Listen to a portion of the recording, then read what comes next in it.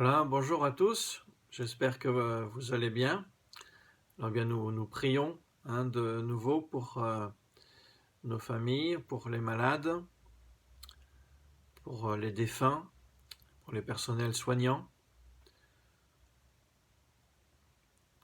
Et puis bien donc aujourd'hui, là le pape François, donc dans son enseignement sur la prière, il nous parle de la prière des grands-parents.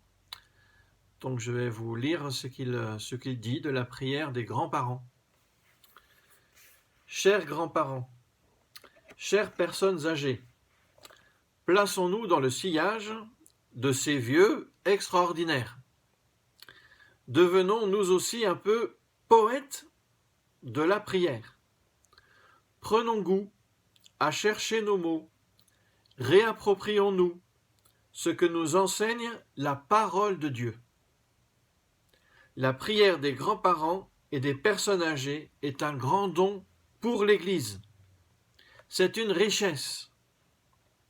C'est également une grande transfusion de sagesse pour toute la société humaine, en particulier pour celle qui est trop affairée, trop prise, trop distraite.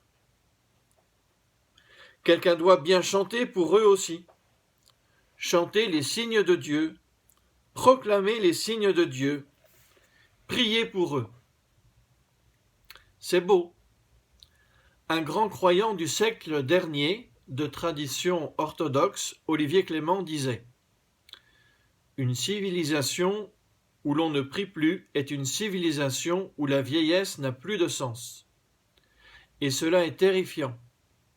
Nous avons besoin avant tout de personnes âgées qui prient, car la vieillesse nous est donnée pour cela. C'est une belle chose que la prière des personnes âgées.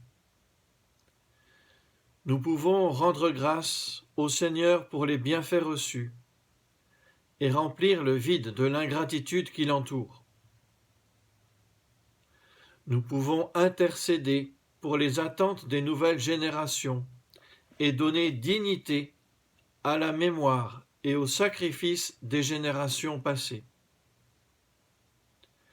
Nous pouvons rappeler aux jeunes ambitieux qu'une vie sans amour est une vie desséchée.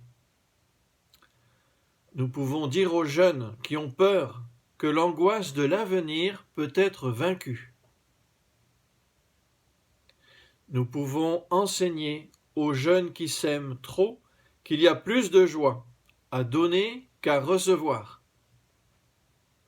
Les grands-pères et les grands-mères forment la chorale permanente d'un grand sanctuaire spirituel, où la prière de supplication et le chant de louange soutiennent la communauté qui travaille et lutte sur le terrain de la vie.